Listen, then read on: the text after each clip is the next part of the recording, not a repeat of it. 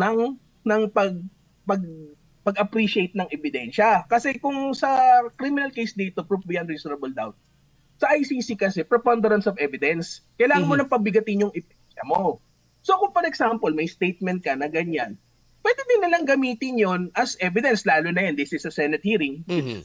It's a body which yung committee yesterday is off record, 'di ba? So Yeah. may mga transcript yan, 'di ba? Or kung wala man transcript, yan, papanood, pwede natin panoorin ulit sa Senate YouTube site, Mhm. 'di ba? Yes. Yung hearing. So pwede mong gamitin, pwede mo siyang baka iba ang appreciation pag umakyat ka sa ICC. Yun ang Mhm. nangyayari kasi. Natingin ko yun naman ang parang objective ng mga taong gusto siyang gusto siyang dalhin sa ICC. Mhm. At gusto niyang paharapin dito sa mga committee hearings na ito para at least manggaling mismo sa kanyang bunganga kung meron ba talaga itong mga pinaparatang sa kanya o wala.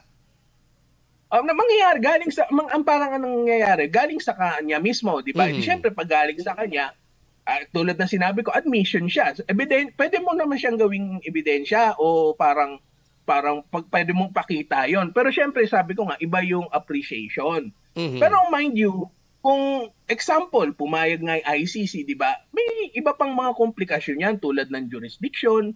Kasi syempre kung ako naman din yung example si BBM, ilalaban ko pa rin naman din yung jurisdiction ko. Unless Mhm. lang kung talagang may mga baka hindi natin alam kung may magkaroon ng ibang, kasi we don't know what will happen tomorrow, di ba? Correct. Malay Mhm. nyo, biglang magkaroon ng basehan magkaroon ng basehan ang administrasyon para dalhin siya sa ICC or otherwise. Hindi din natin alam eh, di ba? Sa ngayon, pwede lang natin sabihin na ngayon, ang administrasyon walang balak bumalik sa ICC. Although Mhm. since nandiyan naman yung ICC, andyan pa rin sila, di ba? Opo. Pero Attorney Gabato, ang ano hamon nga dito ng dating pangulo, locally in the local justice natin, sabi niya the Department of Justice nagtataka siya. Ang dami ko nang pinatay, bakit hindi pa ako sinasampahan ng kaso?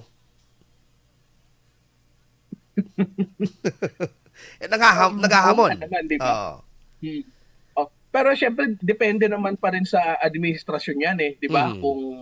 Kung kasi kung yung remember, nangyari lang naman kasi sa kanya kung iisipin mo, syempre na-amplify yung kanyang policy kasi 'di Yeah. ba ang administrasyon naman kanya-kanya namang policy yan eh, 'di ba? Like parang Mhm. si Pinoy the with. Yung sa kanya kasi naging war on drugs. Yun yung Mhm. naging policy making niya, the whole administration. But the risk kasi of amplifying that policy, okay, is you're going to expose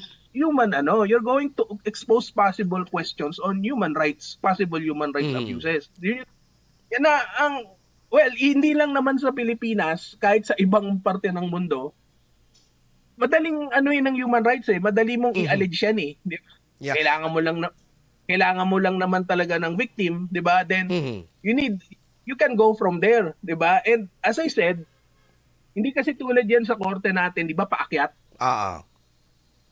Ang pagdating sa ICC kasi international yan, parang pahalangang dating niya eh. Horizontal yung dating nung parang, kaya nangyayari ngayon, di ba, napansin niyo sa mga Quadcom, sa Senate, yung pagtatanong nila, iba dun sa direksyon ng korte, di Yes. ba? Kasi Correct.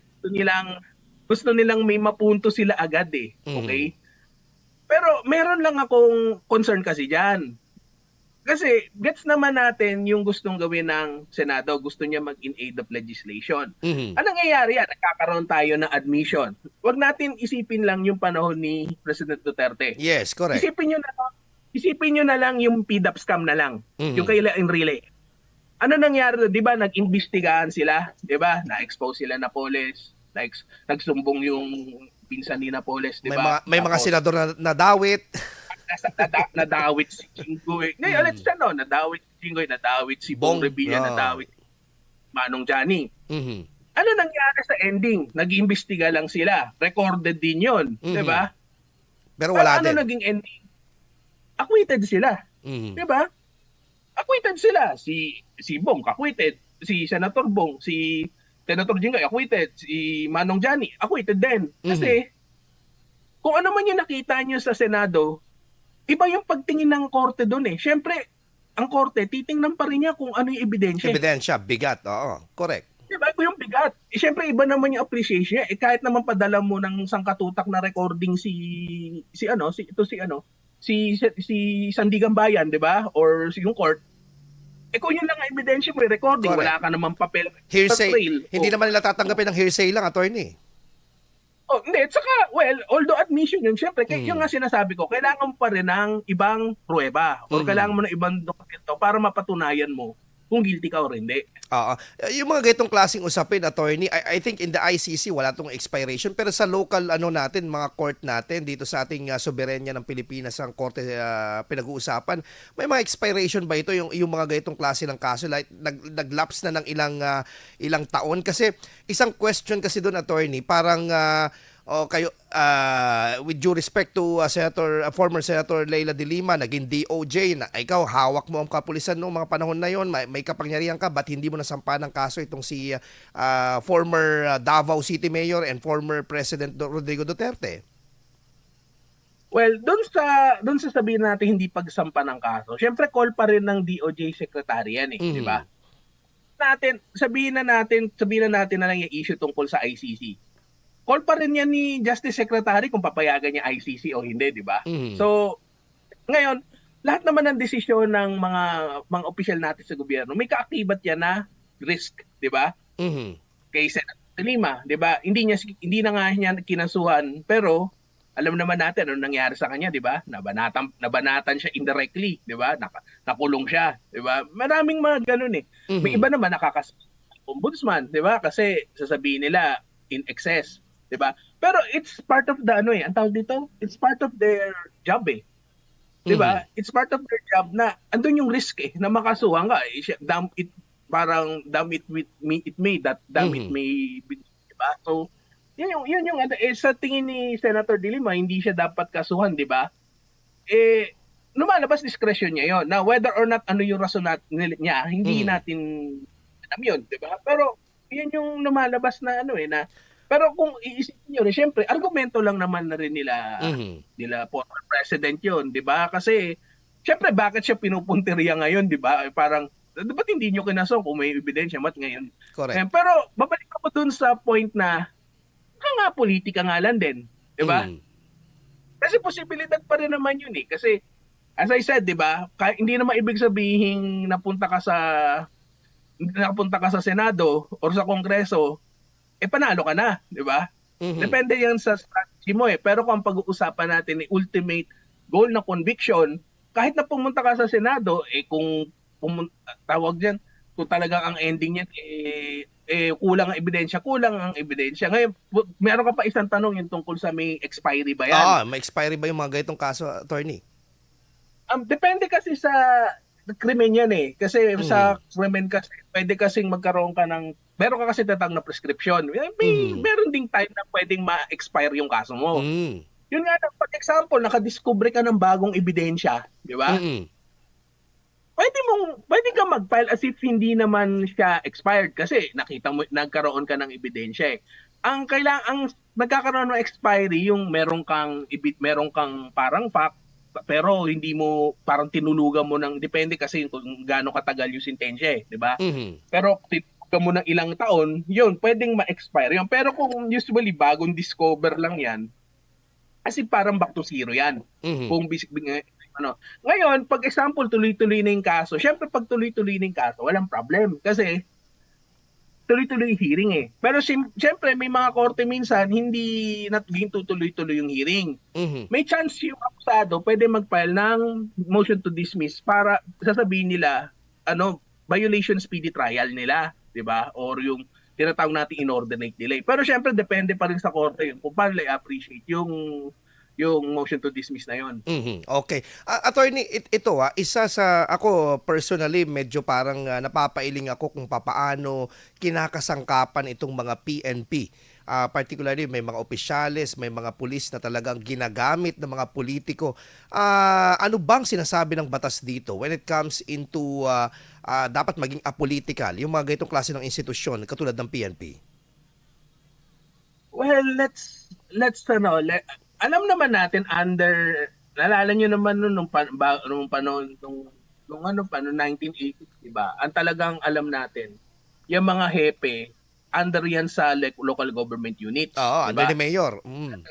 Tapos nung nagkaroon ng PNP law, although syempre assigned sila locally, yung central command nila would now be with the DILG kasi civilian yung Yes, yes. police eh. Pero ang tanong, napupolitika ba? Well, no, napupolitika kasi sentralado ka dun sa LGU, 'di ba? So syempre kung ikaw yung mayor o yung governor, hawak mo yung police, 'di ba? So Correct. kung kaya makakontrol ng whatever, 'di ba? Pwede mong gawin 'yon. Pwede ka magisiga 'di ba? Mhm. Sa kasi hawak mo si Kepe. Pero with the new with the new PNP law, well, ang purpose nila is not for the LGUs to take advantage, but what's happening now is yun nasa national government naman na take advantage yun. Mhm. Kung naalala niyo, diba, sa anong tawag diyan, 'di ba, nung war on drugs na lang, 'di ba? 'Di ba yung mga ayaw na mayor na nanignan na natin na liquidate, 'di ba? Yes. 'Di ba, Mhm. nag-assign sila ng hepe na hindi nila kasundo. Tapos nangyayari yun hanggang alam mo na yung nangyari sumunod, 'di ba? Nagkabarila na o nagkahulihan na lang, 'di ba? Kasi Mhm. hindi nakatakpe, may control ngayon siya doon. Now, yun yung structure kasi. So, kung napupolitika, oo, pero sa national level naman 'di ba? Kasi Mhm. hawak na nung nasa national level yun, 'di ba? Kung tutuusin, kung magkakaroon ng investigasyon, I think a lot of kind of firms will be open. But would it stop here? 'Di ba? Yung parang rant ni Pangulong Duterte is just, I think, the tip of the iceberg eh. Mhm. Ano? And kung lahat ma-expose, lahat damay-damay na yan. Yes, kasi talagang yan from top to bottom talaga, yung pinaka kahit barangay level siguro mahahagip nito sa ganitong klase ng usapin. Pero anyway, attorney, ano po ang implikasyon ng development po na ito ng ganitong klase ng mga pagdinig sa both houses, the Quad Committee in the lower house, and here comes the committee sa Senado, na subcommittee in war on drugs. You want a blunt answer from me? Feeling ko wala mangyayari dyan. PDAPs ka, may nangyari ba? Wala.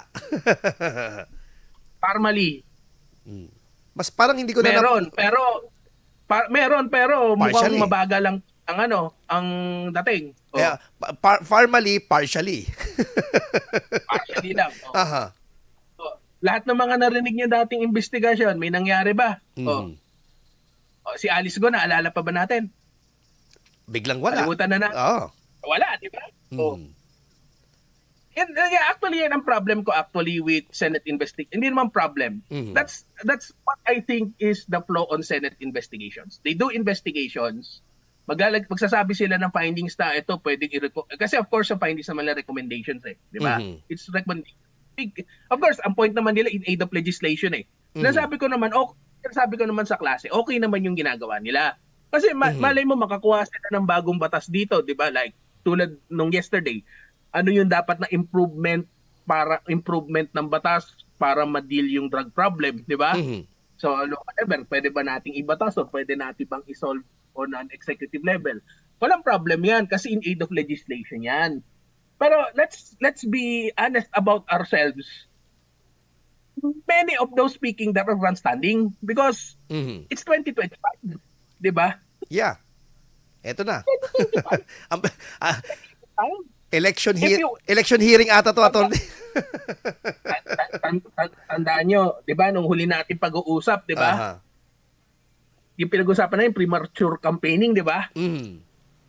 Pero syempre, this is pre-airtime. Nakaupo ka, tapos tumatakbo ka, hindi ba exposure yan? Correct. Diba? Aha. Let's be honest. Hindi, tapos balik lang ako doon sa thought ko before we go pala. Sorry di ba, isipin mo na lang, nag-iimbestiga ang Senate, di ba? Tapos pag dumating sa korte, acquitted. Mhm. Yung pinupunteriya nyo doon sa Senate hearing. Sino sisisihin? Korte. Ang korte, ginagawa niya lang ang trabaho niya. Yeah. 'Di ba? Syempre, hindi magde-decide naman 'yun based lang sa nakikita nila sa harapan nila, Mhm. 'di ba? Kung wala ka naman talagang ebidensya, 'di ba? Ba't pa tayo ba't ba tayo nag-effort sa Senado? Nagkaroon nga ng batas, nagkaroon ng mga pagbabago, 'di ba? Oh, pero the point is, were you able to achieve justice? Na parang yun ang tinatarget nyo.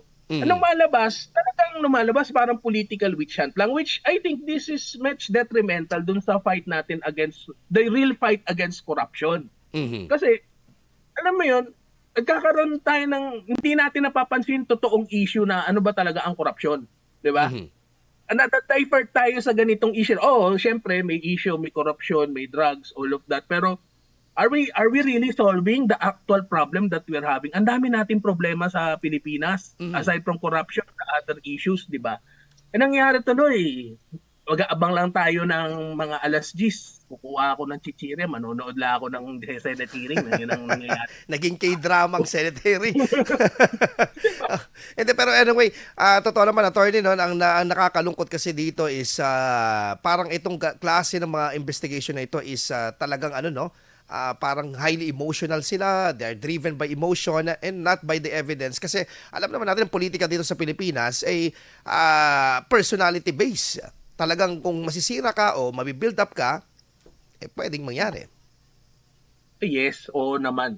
Talagang let's be true to ourselves. It's really political based, di ba? And kaya nga, as much as possible, when I'm talking to you, I wanted to be as tawag dyan, as objective as possible Kasi Yeah, correct.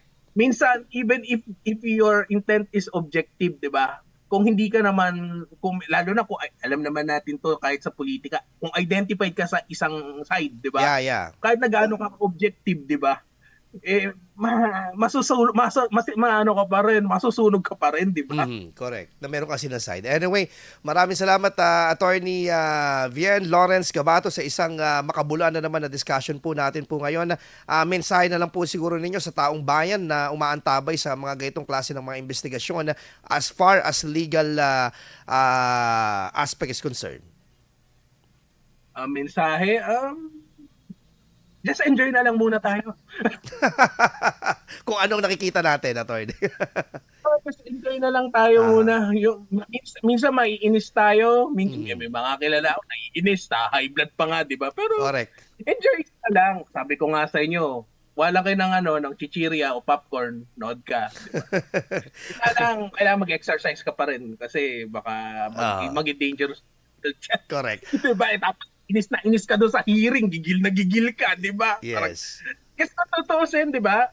Kung kahit anong side ka mapa pro Duterte ka o galit ka kay Duterte, maiinis ka kasi syempre si President Duterte, amin na ng amin. Tapos yung isa naman, tapos di ba, pati isa naman, naiinis sa kabila. Ang bastos naman, di ba? Ang daming Yes, binumura pa. Anyway, Attorney Vien Lawrence Gabato, constitutional expert po. Maraming salamat po sa pagkakataon na attorney. Magandang umaga po. Thank you very much then. Thank you, Idol Mark. Thank you.